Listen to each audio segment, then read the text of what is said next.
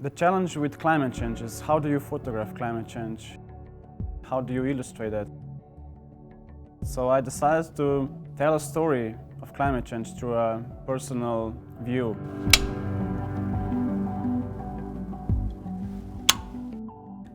My work in Greenland is a chapter of my long-term body of work on climate change. On my first day in town, I arrived with a helicopter, and looking on the sea ice, I got completely overwhelmed. It was my first experience in the Arctic in the wintertime with the sea ice. It was amazing. Luckily, I got invited to this dinner. There was this hunter. His name is Unotok Lostrom. The next morning, he invites me out on the sled. So I'm there waiting, ready with all my equipment, super being, happy, and oh my God, my second day on the field. And I made a huge mistake.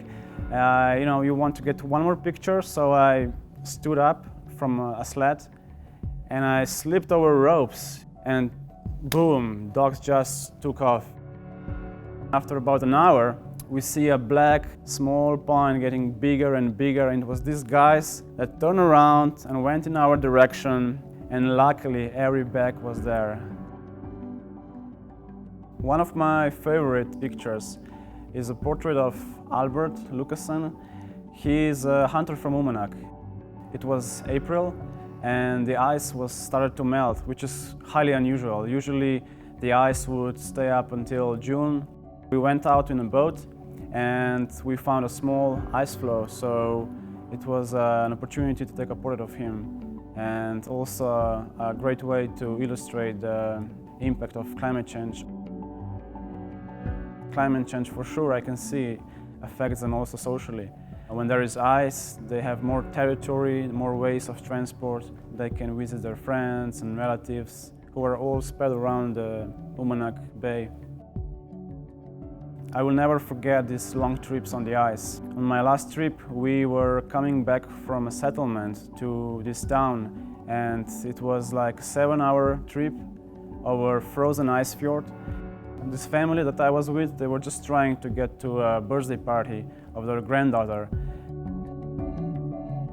I'm trying to build a bridge between my work and the readers or the viewers. They have to draw attention, that people start to ask questions, start to participate in the dialogue.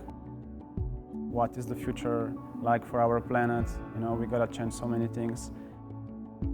Every time I'm in these small remote communities, I find so many aspects of life totally inspiring. They are trying to make it, and their life is changing quickly.